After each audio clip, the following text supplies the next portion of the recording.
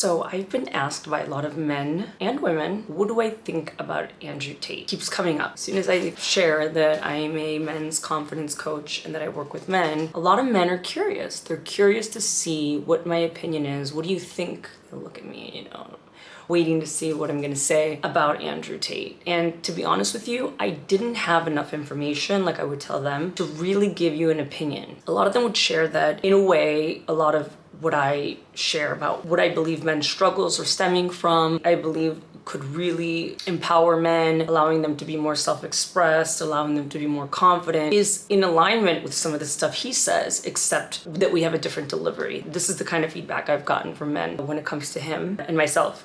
So I got curious. I was curious to see, what is it about Andrew Tate that makes him so popular, but at the same time so controversial? And why are men saying that he and I have something in common? What I've heard about him, I wouldn't think that we would have anything in common, to be honest with you. I don't believe in perpetuating this idea of toxic masculinity, right? Unhealthy. Let's use the word unhealthy. I do believe in a strong masculine power, tapping into that. I believe that that's essential for a man to be confident and to really pursue what he really desires in life, and more importantly, be healthy and happy. So that is always key in my coaching. So I was curious to see why was I being told by so many men that, number one, what is my opinion about this guy? And number two, we are somewhat similar. Our mission is somewhat similar. So after about, I would say, 80 hours of videos, I think I watched one interview that was 4.5 hours long, I came out with what I think about Andrew Tate and where I do see some similarities in our missions and how we do things and how we don't. I broke it down into where we have the same values systems, and also I made a compare and contrast kind of where I don't have the same values, or maybe we do have similar, and in addition I have these other ones that I use in my coaching. And then in the end, I really got to see where he was coming from, and I think it's going to surprise you what I came up with. The first thing I definitely agree with Andrew on is the fact that masculinity is complex. We try to simplify it, I believe. Women are more complex, and that's widely accepted that we are multi-dimensional creatures, but men and masculinity is complicated as well. And I think that because certain sides of men are encouraged to be shown and promoted per se, versus some that are shunned even and are supposed to be hidden, I do believe that the reality of it is masculinity is more complicated than we'd like to believe, or than we like to basically face in our society. And I'll steal this word from Andrew, which he kept saying, the tapestry of masculinity, which I thought was a wonderful way of putting it. And because tapestry, I love the way how it's about weaving parts of men and masculinity together. And I really love that. That's one thing that I really do agree with him. I do agree that masculinity is complex and society has simplified it, that you're just, as long as you eat and go to the bathroom and have sex, that's all you want. I don't believe that. I talk to a lot of men all the time, every day, and they have the same rainbow, or I would say range of emotions that women have. They're just not as likely to identify them or to even express them because they are known to be simple. Yes, they are simple in other ways. I do agree with that. I do think that men are more linear in the way they do things and are more linear in their thoughts when I want to get things done. But I'm also allowed by society, it's also okay for me to tap into the more soft skills, the more feminine skills, let's say, although I really don't like to name the masculine and feminine skills. But it's okay for me to go back and forth between the two of them. It's expected in order for me to be able to be ambitious and successful and still be feminine and happy and intuitive. And I do believe that men can also tap into those other qualities, which now soft skills are being sought out. I have a lot of clients that tell me that their communication skills, their emotional IQ, all of that is just so key for them in order to function and really thrive in today's society. So I do believe that masculinity is complex. I believe it's been oversimplified for too long. And I think this is leading to men suffering. They're really to having an identity crisis. What do you really want me to be? What is a man? What is the definition of a man? So I do agree with Tate. The second thing that I completely agree with Andrew about is, after viewing so many of his videos, I started to realize that there's a common theme. He believes in having a purpose, and having a purpose is key, right? And he the way he kind of frames it is having a purpose in order to get what you want to get, so that you can protect and you can provide for your family. Family is extremely important to him, and it's extremely important to me, whether that be a family that is created by a group of friends that you are like family, or it is your actual, nuclear family, or it's your parents and your siblings, whatever it may be. Family is really important, and I completely agree. There's nothing in life. I love to travel. I love doing all kinds of great things. I love having the freedom that I have, but it would be nothing to me if I didn't have my friends and my family. So I completely agree with him. And for me also, being able to protect and provide for them is very important to me. And I'm a woman, so I can imagine what it must feel like for a man. Because whether we like it or not, whether we want to sit here and say, well, women are equal to, yes, we're equal in terms of equality, that we should have the same rights. But I think there are certain things that men just really pride themselves, and I think being able to protect and provide for themselves as well as for the people they love really, really makes them feel really good. And I'm saying this out of my experience, out of all the conversations that I've had with men over the years, clients, just people who share with me randomly when they find out what I do. And it's beautiful. I love it. I see them disarm and they really just open up their hearts and share. And it's always what makes them feel so proud is when they can provide and they can protect. And I saw this as a common theme in a lot of the videos and a lot of the stuff I read about Andrew, and just in his own words, because I really wanted to hear his own words more than anything. The whole idea of providing and protecting, and that's why being physically fit, not using drugs and alcohol, putting in the work at the gym, as well as putting in the work through your purpose. So if your purpose is to build a business, to finish some sort of degree, to, whatever it is, to create a foundation for something that's meaningful to you. So do it. Get it done. And this is where I agree. I think without a doubt, a man who's taking care of his body and is taking care of his purpose, what his purpose is going to be a happier man. It's going to be a man who has direction, who isn't as lost, right? Which is huge. I get a lot of people that come to me telling me they feel lost or they feel stuck. But I think when we have a purpose, and that's normal, it happens to all of us. So anybody that says that they never feel that way is full of shit, okay? That's not true. I do believe that when we have a purpose, even though we make it off course a little, the GPS is still pointing towards that way. Maybe we'll take the one, a detour, but we'll get back on track towards that goal, that direction, that purpose. And then when it comes to, in my field, creating confidence, creating true inner confidence, I believe the purpose is key in creating that inner confidence. And when I'm talking about dating, which a lot of my clients will talk about dating as well, women are very attracted to a man with a purpose. Absolutely. There's nothing more attractive than a man who has a purpose. This is number 2, what I agree with him. I agree that purpose is key. So the other place that I agree with Tate in terms of his value system is I completely agree with the importance of productivity, of discipline, of taking care of your body, of sleeping enough, just taking care of yourself overall, pushing yourself, do hard things, push your body to its limits. I do think that men are just not pushing themselves physically.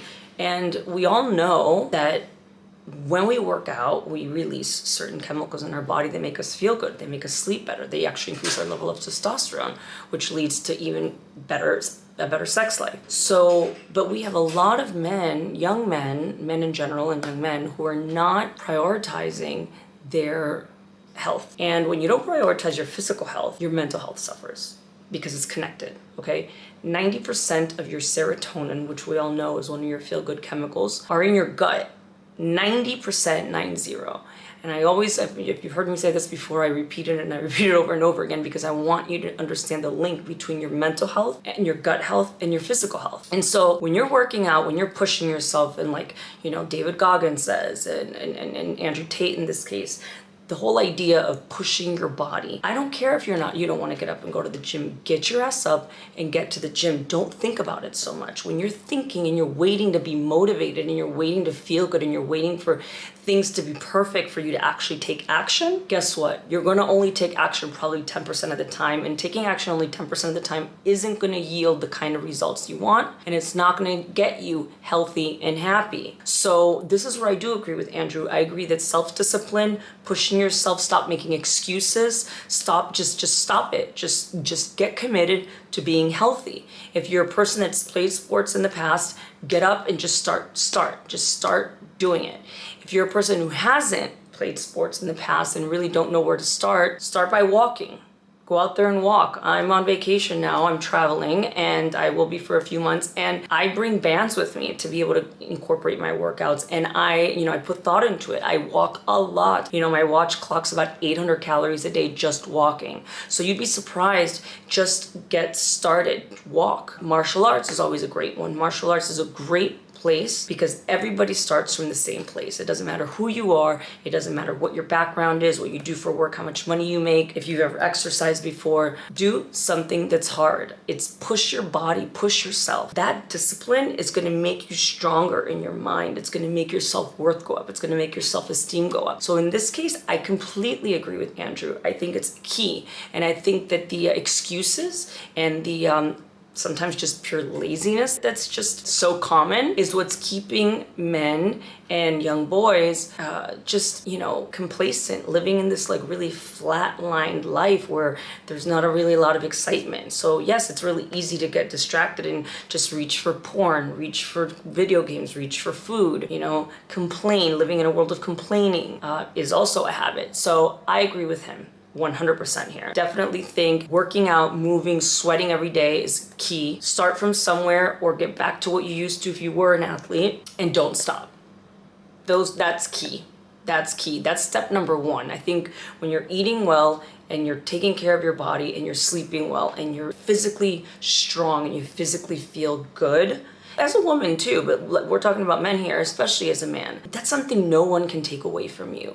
And the feeling that you feel day after you work out and you start seeing the results and you're sleeping better, I mean, there's no other investment that's best than investing in yourself. So I think working out and having discipline and just keeping your word to yourself about your workouts is a great place to start, and I definitely agree with this value that Andrew seems to lead with. So that was 3. I agree with him that masculinity is complex. Number 2, that you should really take care of your physical body every day by honoring your body, by taking care of it, moving, working out, what you put into it in terms of drugs, alcohol, food. I agree absolutely with that, and I do agree with the power of purpose. I think those are really important things that I definitely agree with him. And I saw it in every video. I kept seeing that, even though the way he expresses himself can be a little rough around the edges, he is very articulate. He is a smart guy. So I do agree with the first 3 things that I mentioned. Now, this is where Andrew and I kind of go in different directions, or not that one is better or not. I'm from the school of compassion and learning from everything. Even if it's someone that I don't agree with 100%, I'm not gonna just throw away everything that I could learn from that. And even when it's something that I totally don't agree 100% with, the fact that I can really sit back and look at it with compassion and see there's definitely probably something in the way Andrew grew up that has him express his love to help people in this way that's more abrasive. I think that if he maybe were to calm down a little bit and not talk so quickly and not give some of the examples that he uses, can be a little black and white. And we live, in my opinion, my world is more of a gray world. So I think when we have these black and white opinions, we lose people. And then we also gain people on the other side. So I'm not sure exactly why he's doing that, but I will say that one thing I did get from him is that he really genuinely is interested in helping young men. So we have that in common as well. I'm genuinely interested in helping men. And I do think that the current system in society, it's just not made to encourage and support healthy young men, boys and men in general. And that is where I do agree with him. Our approaches are different. Some of our values are the same. And I will say that he does mention in one of the videos that he does show the flashy cars and all that kind of stuff in order to grab attention. He is aware that those materialistic items are there to grab the person's attention, because without discipline and without drive and without, getting out there every day and just going, nonstop pushing, without that, you don't get these toys and you don't get this freedom, which he says that the most important thing that he gets out of all the money that he's made is that he's able to create the world the way he wants to for his family, right? He's able to insulate his family in such a way where he's able to basically raise his kids with his values and pick the partners that he shares, which is a more traditional view of partnership of husband and wife. And in my world, guess what? He's allowed to do that. That's his choice of his life. I personally wouldn't do it that way. I'm sure that if we were to sit down to chat, I'm sure we'd have a great conversation, even though we don't agree on everything. And even though I don't agree in the way he picks partners, and I'm sure he wouldn't agree with the way I pick partners. And that's okay. We don't have to cancel each other out. And in this whole culture of cancel culture that like something someone said years ago, or they say or do one thing, yes, we have to have people accountable for the things that they do. I get that. But at some point, we've all made mistakes. We've all said things that are messed up. We've all had opinions that have evolved into a better opinion because we were allowed that space by others and by other people that said, no, you know what? I don't know about that. Maybe you should re-examine that. But what if every time that you made a mistake, you were shut down and you were alienated from the tribe? So the whole cancel culture thing, I think, has just created more polarization. It's created a world where nobody can make a mistake, or nobody can have dialogue. Just think about the word debate, the presidential debates, and without getting into politics because I can't stand that whole space of it all.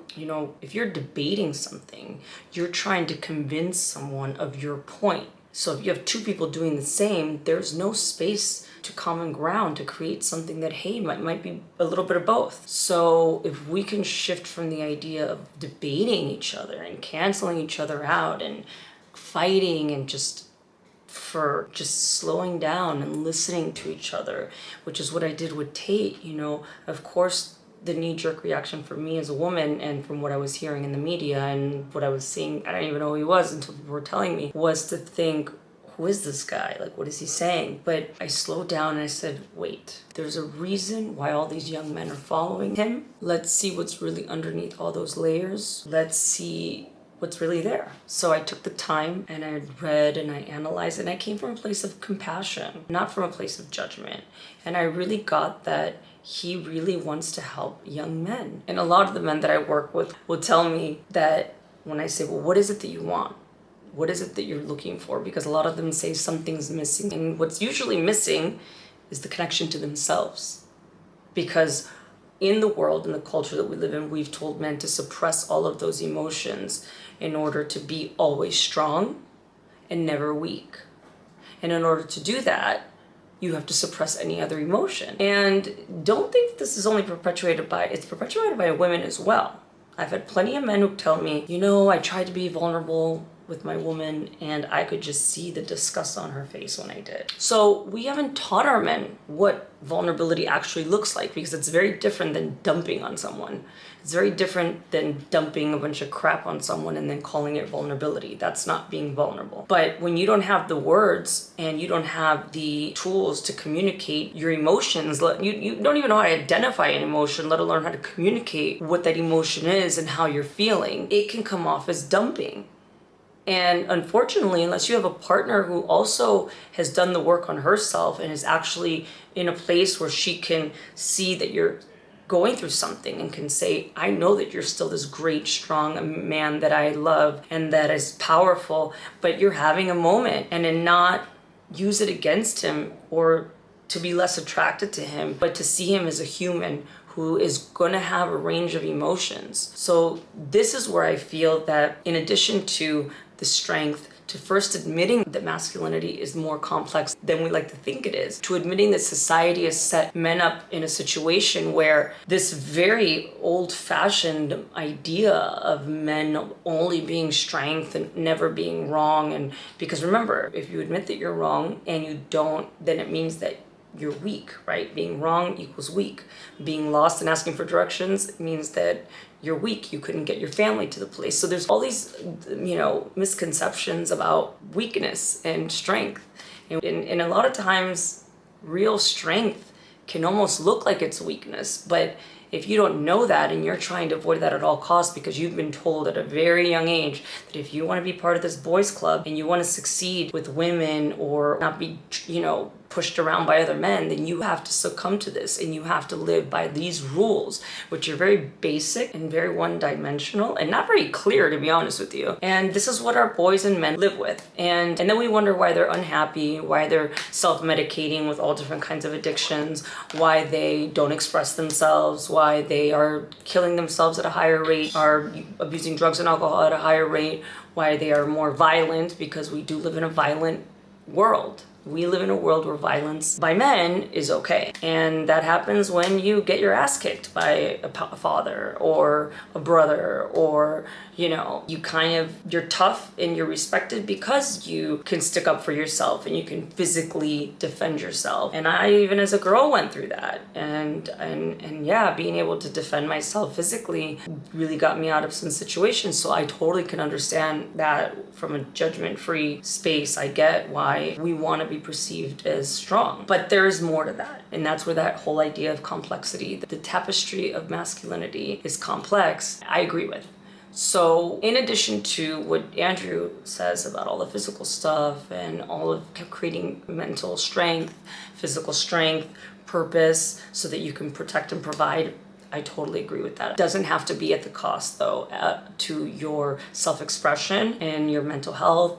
And it also doesn't have to be at the cost of only allowing you to have access to a few emotions, and one of them being anger. Because men tend to transform even when they're feeling other emotions in their body. They don't know how to identify them, so it switches to anger.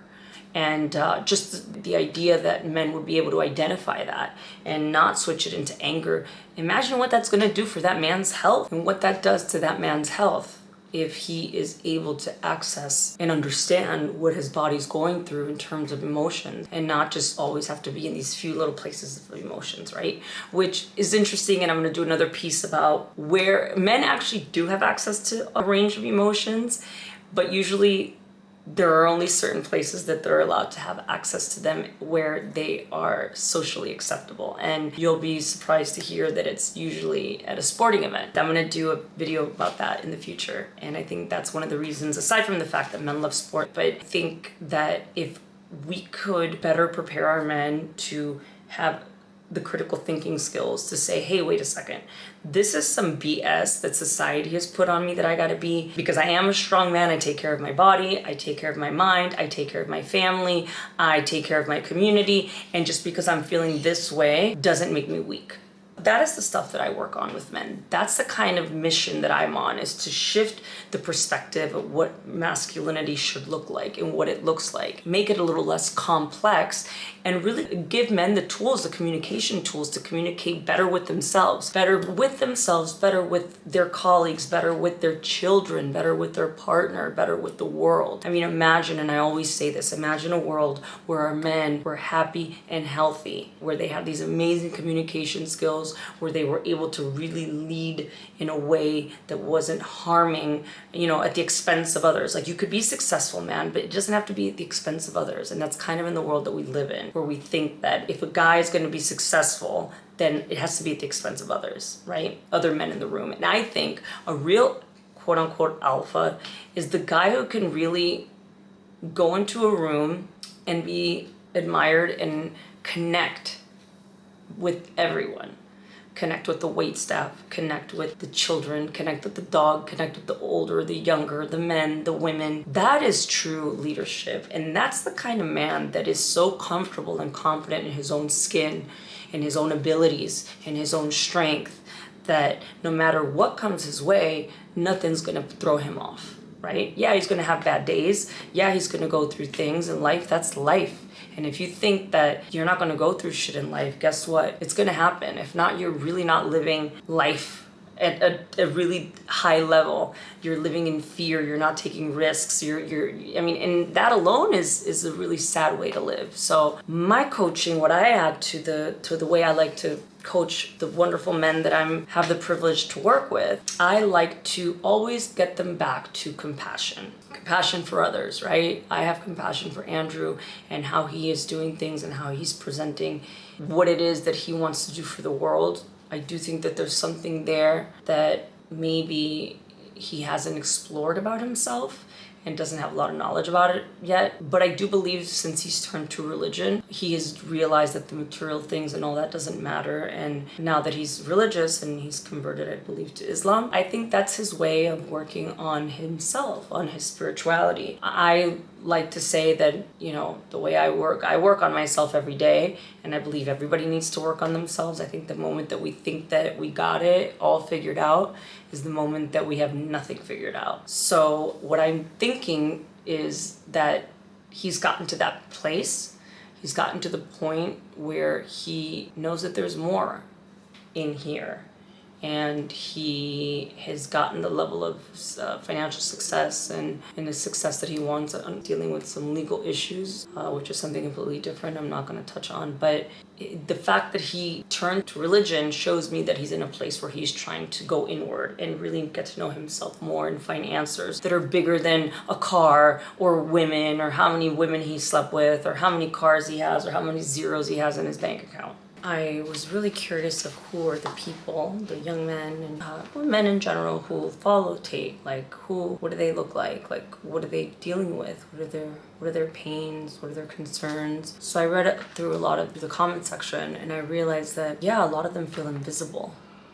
They feel like they're in a world where they're invisible and nobody cares about how they're feeling. Again, like I said before, nobody asks them how do they feel, what are their dreams. And I think when you have someone who comes along that a lot of them were saying that they don't feel very motivated or they don't really know what direction to take, right? And when you don't really know where you're going, when you have no compass of where it is that you want to go, it's hard to get there, right? One of my mentors once told me, when you figure out where you're going and you have clarity, velocity follows. When you get clear on what you want from your life or what you want your life to look like or what you don't want your life to look like, the velocity in which that happens is much faster than when you're just haven't identified that yet. So I was looking into the comments about the men that follow him to see what is it that they're dealing with. And a lot of them had seemed like they felt invisible, that really nobody cared, and there'll be people who argue, women suffered for many years. And yes, I'm not here. Again, just because you are for something doesn't mean you're against something else.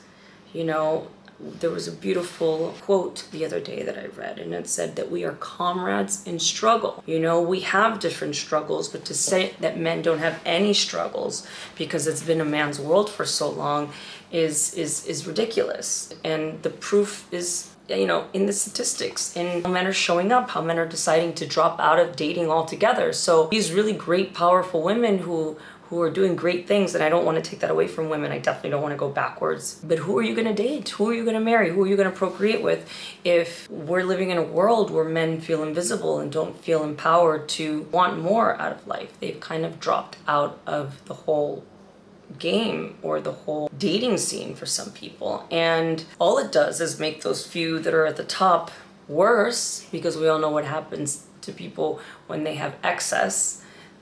So that's only going to perpetuate the idea that men are terrible, because we have the 10% at the top that are gaining access to all of these women, because other men have simply just fallen out of the equation in the market. And at some point, we have to say, hey, fellow comrades, you're in struggle too. And what can we do to help? Just like we say to the men, when women were having their movement, it was also the men who were helping. So the radical feminism and the toxic feminism that's out there is just as damaging as the toxic masculinity. Let's just say that right now. And I will say that every day. But most of us are not in those two camps that are so black and white. Most of us have brothers and sons and boyfriends and want to mate and have good friends from both sexes and all genders, whatever gender they decide. But in my particular case, I deal with, I deal with heterosexual men, and they feel lost. They feel invisible. And so Tate has made them not feel that way.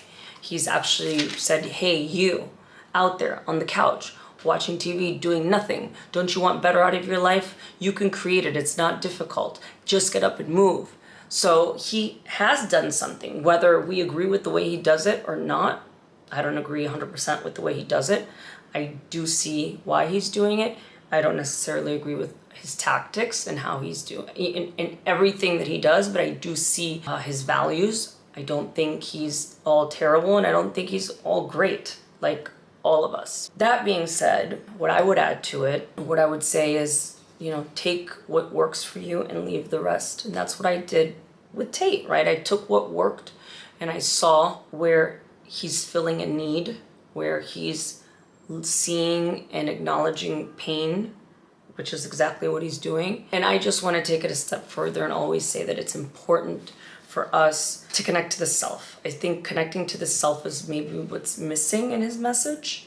And I think that these younger guys, when they're aspiring, and that's great, they'll get to the financial success that they want.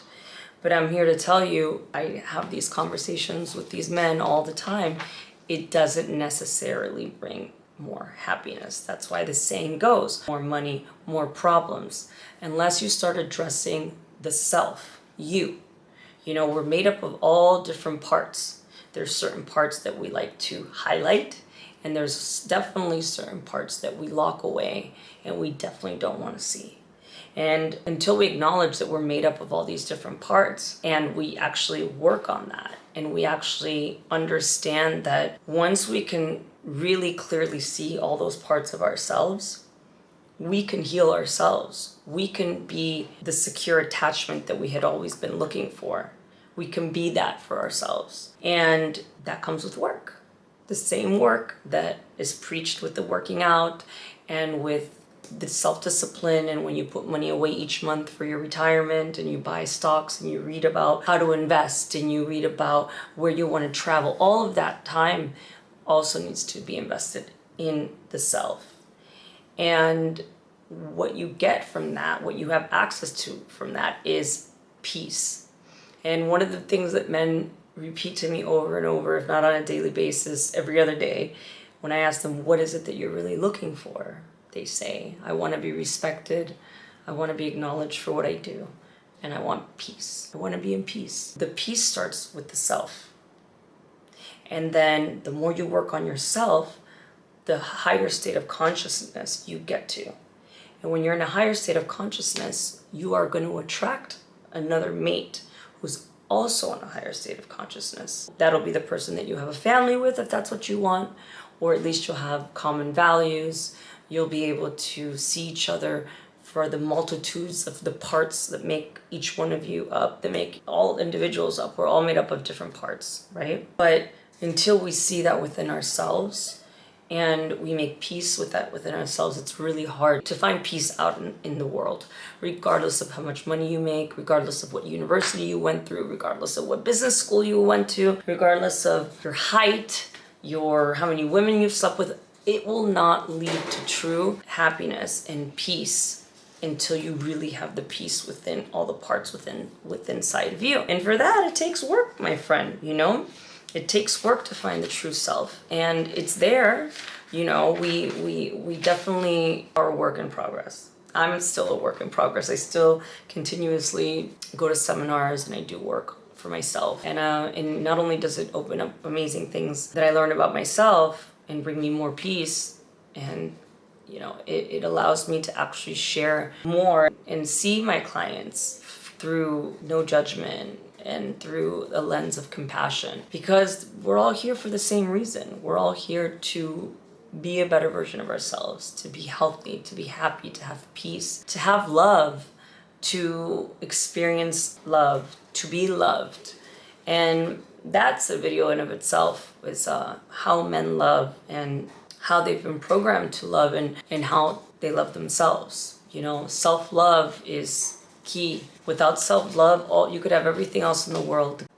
It's all about reconstructing your reality, right? You're creating what you want. Live in a world of creation, a world of what is possible. And the way you do that is really going inward, realizing like, hey, what do I want? What's working in my life? What's not working in my life? And, a great way is to journal. A great way is to just get the stuff out of here. It just goes so quickly and it goes in so many different directions that if you can kind of slow it down, and I always talk about slowing everything down, you're really able to see. Like sometimes, you ask someone, what do you really want? And they'll say, I don't know. A lot of times, I don't know. So find out, figure out. I get a lot of men that tell me that they feel trapped within their own thoughts, trapped within a relationship, trapped within an addiction, and the thing is, until you go inward and you find out what that wound is that doesn't allow you to live life to the fullest and fully self-expressed and with peace and ease, usually it'll always go down to some sort of wound, and what does trauma mean? It means wound. And it doesn't mean it has to be that you were beaten or sexually abused, even though it's more common than you think. But whatever it is, you have to go inward and find out what that wound is in order to really get untrapped, if that makes any sense. And that takes work, and that takes courage, and there's nothing weak about that. Working on yourself is one of the hardest things that you'll ever do, but it also will reap some of the best rewards. So find yourself a therapist, find yourself a coach, watch YouTube videos, buy books, get committed to working on you, to working on the self, to healing, to growing, to dreaming, to creating better connections, first with yourself and then with others. Those are the things that I would add to the other stuff that Tate was talking about, which I think are fundamentally great. But I think the missing part was the connection to the self. It is so key. I've never met anybody who you could see it. They have like a glow when they're really, really happy.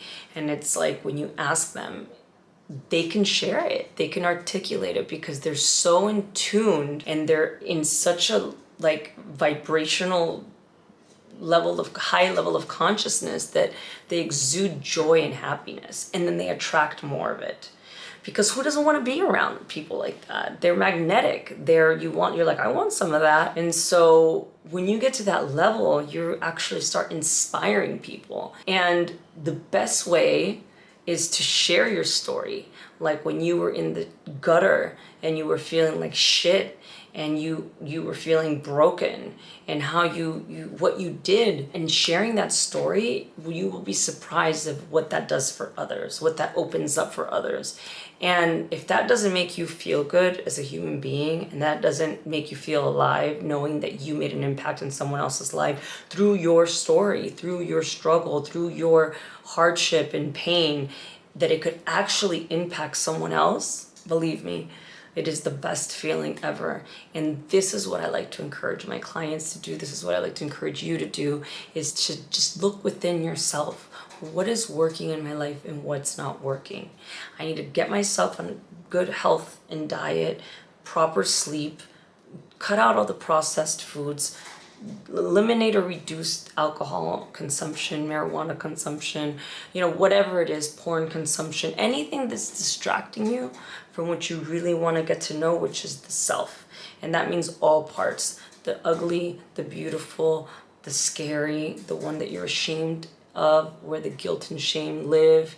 Because once you get out of that guilt and shame, that imagine it's like a low vibrating area, and you're able to elevate your level of consciousness, life starts to show up differently. You start to show up differently. And when you start showing up differently to life, things start just magically transforming. And the only way to have access to that is to really go inwards. So my take on Andrew, I think he has some good messages. I think he's a human being just like all of us, who's gone through hardship. I think his heart is in the right place. I think he definitely is trying to help a group of people who are feeling invisible, who are feeling maybe just like, what's the point? Why should I give it a shot? And he's showing them that they're seen. Now, that doesn't mean that I agree with everything that he's doing, but I'm not here to bash anyone. I think we got enough of that shit going on in the world, bashing. I think we could make it better in a way. So I do think that Andrew and I have the same goal. I think we just go about it differently. I like to use different methods and different approaches, more based in compassion, self-compassion. I think the way we talk to ourselves is just so harsh. And if we could just be more compassionate to others and more compassionate to ourselves, I think it would immediately lower our level of anxiety, inner conflict with others, and it just really gives us the ability to connect to ourselves, to connect to others. The freedom that I'm trying to give you access to is about being connected, about being compassionate, about critically thinking about things, about being able to live in the gray area and not live in so black and white, and to have peace in your heart, and to walk around just lighter and calmer and just have more fun. That's always what I say, just have more fun. But I can take what I want from Andrew, from David Goggins, from Joe Rogan, and take the best out of everyone and put it together and make your own thing. Use your critical thinking skills. Don't be so influenced by one person, not by me, not by anyone. Be your own leader of your thoughts, manifest your own life, your opinions, and learn how to be open-minded. Learn how to take what you can from everywhere and make it work for you. And that's what I did with Andrew. I didn't bash him. I understood where he was coming from. I definitely think that there's some stuff there that he's working on, like all of us. So anyways, I hope you liked it. Please stay tuned for more videos.